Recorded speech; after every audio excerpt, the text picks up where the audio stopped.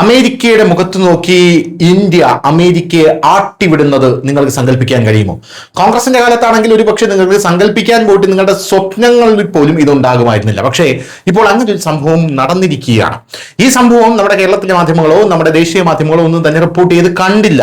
അതായത് അതിന്റെ പ്രാധാന്യത്തോടു കൂടി റിപ്പോർട്ട് ചെയ്ത് കണ്ടില്ല. അതേസമയം ഡൊണാൾഡ് ട്രംപ് രാവിലെ കണ്ണ് ഞെരടി എഴുന്നേറ്റ് കഴിഞ്ഞ ശേഷം ഡൊണാൾഡ് ട്രംപ് പറയുകയാണ്, ഇന്ത്യ റഷ്യയിൽ നിന്ന് എണ്ണ മേടിക്കില്ല എന്ന് ഞാൻ പറയുന്നു എന്ന് പറഞ്ഞാൽ ഉടനെ നമ്മുടെ മാധ്യമങ്ങൾക്ക് അത് വലിയ വാർത്തയാണ്. ഉടനെ നമ്മുടെ ഇന്ത്യ കീഴടങ്ങി, പ്രധാനമന്ത്രി നരേന്ദ്രമോദി സറണ്ടർ ചെയ്തു എന്നൊക്കെ പറഞ്ഞ് രാഹുൽ ഗാന്ധി വലിയ രീതിയിലുള്ള കോലാഹലങ്ങൾ പാർലമെന്റിൽ അടക്കം സൃഷ്ടിക്കുന്നത് നമ്മൾ കണ്ടിട്ടുണ്ട്. പക്ഷെ സത്യം അതൊന്നുമല്ല എന്ന് ഈ രാജ്യത്തെ കൊച്ചു കുട്ടികൾക്ക് പോലും അറിയാം.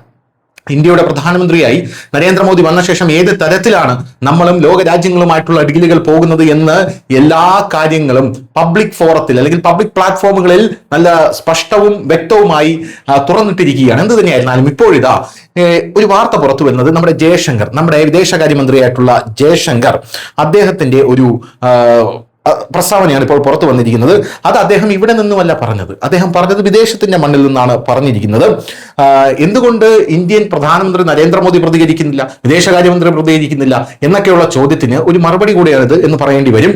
അതായത് മ്യൂണിക് സെക്യൂരിറ്റി കോൺഫറൻസിൽ 2026 ഇന്ത്യയും യുഎസും തമ്മിലുള്ള വ്യാപാര കരാറിന് ശേഷം റഷ്യയിൽ നിന്ന് അസംസ്കൃത എണ്ണ വാങ്ങുന്നത് നിർത്തി എന്ന തുടർച്ചയായ അവകാശവാദങ്ങൾക്ക് ഇന്ത്യ സമ്പൂർണ്ണമായി വിരാമമിട്ടിരിക്കുകയാണ്.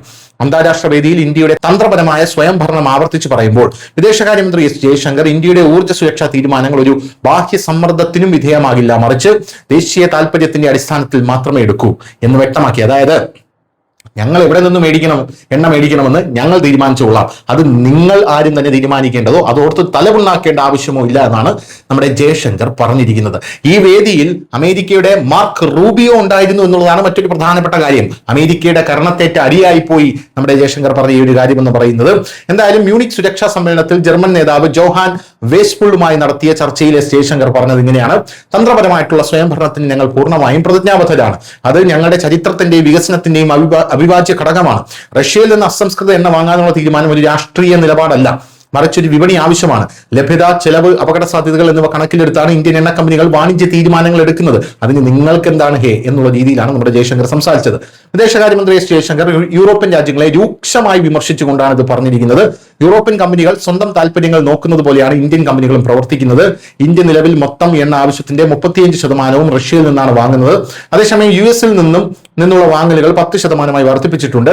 ഇന്ത്യ അതിന്റെ ഊർജ്ജ സ്രോതസ്സുകൾ വൈവിധ്യവൽക്കരിക്കുന്നു എന്നാണ് ഇത് കാണിക്കുന്നത് എന്നുള്ളതും മറ്റൊരു പ്രധാനപ്പെട്ട കാര്യമാണ്. News desk, news India Malayalam.